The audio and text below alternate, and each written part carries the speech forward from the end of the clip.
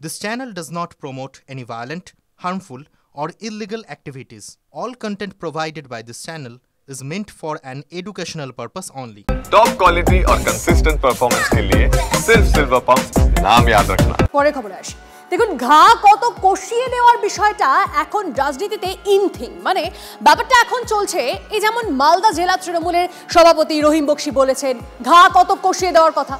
রহিম বক্সির মতোই কথা বলেছেন তৃণমূলের বিষ্ণুপুর জেলা সংগঠনের সভাপতি সুব্রত দত্ত। বিজেপি শাসিত রাজ্যে বাঙালিদের হেনস্থার অভিযোগ তুলে বুধবারই কলকাতায় হেঁটেছে তৃণমূল কংগ্রেস। সরাসরি বিজেপিকে নিশানা করেছেন মমতা বন্দ্যোপাধ্যায়। বাংলা ভাষায় কথা বললে তাকে জেলে নিয়ে চলে যাবে, ডিটেনশন ক্যাম্পে নিয়ে যাবে, হোল্ডিং এরিয়ায় নিয়ে যাবে। কেন? উত্তর খুঁজতে গিয়ে বিজেপি নেতাদেরই হুঁশিয়ারি তৃণমূলের জেলার নেতাদের। আব্দুর রহিম বক্সি মালদা তৃণমূলের জেলা সভাপতি, অনুব্রত মণ্ডলের মতোই বিতর্কিত নেতা, নিয়মিত হুমকি হুঁশিয়ারি দিয়ে খবরে থাকেন। এবার মালদা উত্তরের সাংসদ খগেন মুর্মুকেই হুমকি আব্দুর রহিম বক্সির। আমরাও আপনাকে গ্রামে বয়কট করে ডিটেনশন ক্যাম্প তৈরি করে সেখানে ঢুকিয়ে দিব। এমপি মহাশয়, আপনি জেনে রাখেন, মাইকে বলছি। শুধু কর্মী সভায় নয়, TV9 বাংলাকেও একই কথা বলেছেন মালদা তৃণমূলের জেলা সভাপতি। উড়িষ্যায় যেভাবে ডিটেনশন ক্যাম্প তৈরি হয়েছে, বাঙালি খেদাবের ডিটেনশন ক্যাম্প, তো সেই রকমের আমরা এখানে তৈরি করে ওনাকে ঢুকিয়ে রাখবো। তাহলে শুধু ইলেকট্রিক শক কেন, আর যা যা দেওয়ার দরকার আছে সব কিছু দেওয়া যাবে। পাল্টা আদিবাসী আবেগে শান দিয়ে খগেন বলছেন, তার একটা ভাষা জ্ঞানটাও নেই। তিনি একজন সাংসদকে তিনি আক্রমণ করছেন এবং বলছেন বেঁধে রাখুন, ডিটেনশন ক্যাম্পে পাঠিয়ে দিব। আমিও তো আদিবাসী সম্প্রদায়ের, তো আদিবাসীরা কি ছেড়ে দেবে? তার জবাব তো আদিবাসীরাও দেবে। স্থানীয় বিজেপি নেতাদের ঘরবন্দি করে রাখার হুঁশিয়ারি দিয়েছেন তৃণমূলের বিষ্ণুপুর সাংগঠনিক জেলার সভাপতিও।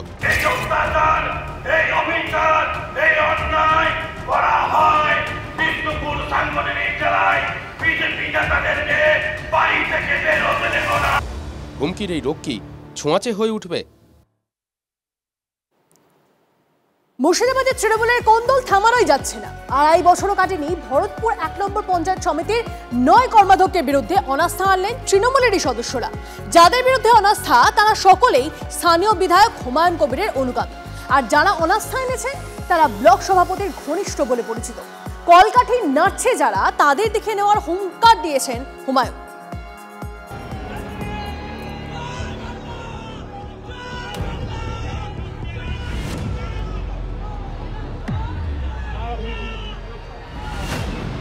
বছর ঘুরলে বিধানসভা ভোট, তার আগে শেষ 21শে জুলাইয়ের সমাবেশে দলের ঐক্যবদ্ধ চেহারা তুলে ধরতে চাইছে তৃণমূল কংগ্রেস। অথচ মুর্শিদাবাদের শাসক দলের অন্দরের অস্থিরতা ক্রমে বেড়েই চলেছে। হুমকি হুঁশিয়ারি পর্বের মধ্যেই এবার খোদ বিধায়ক হুমায়ুন কবিরের খাস তালুক ভরতপুর পঞ্চায়েত সমিতির 9 জন কর্মাধ্যক্ষের বিরুদ্ধে অনাস্থা আনলেন তৃণমূলের 15 জন সদস্য। সোমবার সাধারণ সভায় এই প্রস্তাব গৃহীত হয়। মঙ্গলবার অনাস্থার চিঠি পাঠানো হয় কান্দির মহকুমা শাসকের কাছে। কর্মাধ্যক্ষদের কাছেও পৌঁছে যায় অনাস্থার চিঠির প্রতিলিপি। আমাদেরকে কংগ্রেস থেকে তৃণমূলে যোগদান করার পরও বিভিন্ন রকম ইস্যু নিয়ে হয়তো জেলা সভাপতির কাছে সেগুলোকে বারংবার একটা খারাপভাবে সেখানে আমাদেরকে দেখানো হতো, যার জন্য আর কি জেলা সভাপতি হয়তো তাদেরকে আর কি এই স্থায়ী সমিতি আর কি ভরার জন্য হয়তো তিনি সেই সুযোগটা করে দেওয়ার জন্য আজকে তাদেরকে দিয়ে এই স্থায়ী সমিতিটাকে ভাঙার চেষ্টা করছেন। অনাস্থার প্রস্তাবের হাত ধরেই ফের প্রকট তৃণমূলের কোন্দল। স্থানীয় সূত্রে খবর, অনাস্থা আনা হয়েছে যাদের বিরুদ্ধে তারা ভরতপুরের তৃণমূল বিধায়ক হুমায়ুন কবিরের অনুগামী, আর অনাস্থা এনেছেন ভরতপুর 1 নম্বর ব্লক তৃণমূল সভাপতি নজরুল ইসলামের অনুগামীরা। ব্লক সভাপতি ভার্সেস বিধায়কের একটা তো দ্বন্দ্ব চলছেই। আমরা এটাও একটা অ্যালিগেশন আমার নামে আছে নাকি যে আমরা নাকি বিধায়কের লোক। দল নিশ্চয়ই অনুমোদন করে না এসব। তারপরেও যদি কেউ গায়ের জোট খাটাতে চায়, যেদিন অনাস্থা প্রস্তাব পাস করার জন্য বিডিও অফিসে মিটিং ডাকবে, সেদিন আমি নিজে লোকজন নিয়ে উপস্থিত থেকে তার মোকাবেলা করব। তৃণমূল বিধায়ক হুমায়ুন কবিরের সঙ্গে বহরমপুর মুর্শিদাবাদ সাংগঠনিক জেলার সভাপতির এবং তার নিজের এলাকার 2টি ব্লকের সভাপতির সম্পর্ক কারোর অজানা নয়। কে কি খেলবে জানি না। আমি ফুটবল কোনোদিন খেলিনি, ক্রিকেট, ব্যাডমিন্টন, টেবিল টেনিস খেলেছি। তবে ছোট থেকে বড় হয়েছি, তো আমার শিক্ষকরা, আমার পরিবার, আমার বাবা মা শিখিয়েছে বড়দের কথার কোনো উত্তর দিতে নাই। যারা বয়সে বড় না তাদের কথার কোনো উত্তর দিতে নাই। হুমায়ুন কবিরকে নিজেকেই এখন প্রমাণ করার দিন চলে এসছে যে ওর বারুদ ভেজা না, ওর বারুদ তাজা, তাই অপূর্ব সরকার তার উপর দিয়ে ছড়িয়ে ঘুরাচ্ছে।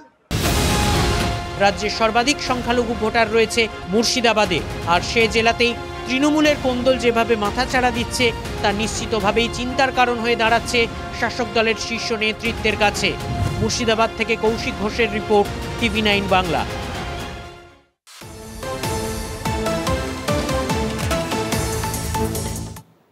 এবার চলুন মহেশতলার দিকে নজর দিতেই হবে। সরকারি আবাসনের বেহাল অবস্থা, সিলিং থেকে খসে পড়ছে চাঙড়, ভেজা দেওয়ালে হাত দিলে বিদ্যুৎস্পৃষ্ট হওয়ার আশঙ্কা। কোয়ার্টারের বেশিরভাগ জায়গা ঢাকা ঘন ঝোপঝাড়ে, ছাদের চাঙড় খসে পড়ায় বিপজ্জনক অবস্থা ভবনের প্রায় সর্বত্র। প্রশাসনকে জানিয়েও লাভ হয়নি বলে দাবি আবাসিকদের। 6 মাস আগেও আমরা মাস পিটিশন একটা দেওয়া হয়েছিল, হাউজিংয়ের এই অবস্থা, রিপেয়ার হচ্ছে না। আতঙ্ক মানে মারাত্মক আতঙ্ক, যে কোনো সময় ভেঙে পড়বে। আর সবচেয়ে বড় কথা যে এই জল করতে করতে করতে কখন ভেঙে পড়বে।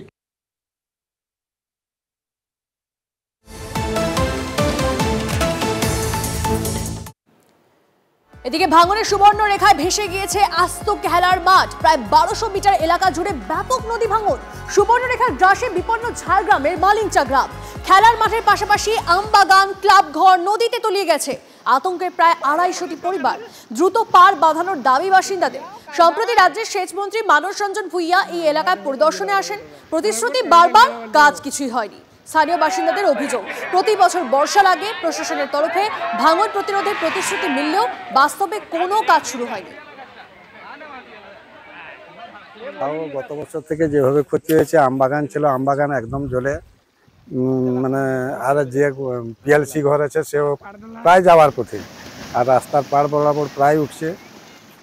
তাই ছাতিনা মালিঞ্চা দুটো গ্রাম একদম আতঙ্কিত সবসময়।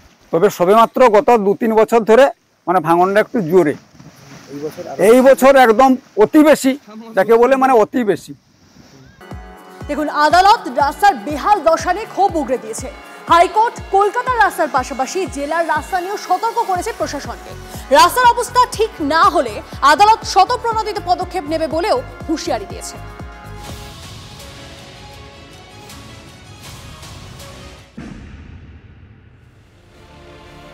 বৃষ্টি নামতেই কলকাতার রাস্তার কঙ্কালসাৎ চেহারা বেরিয়ে পড়ল।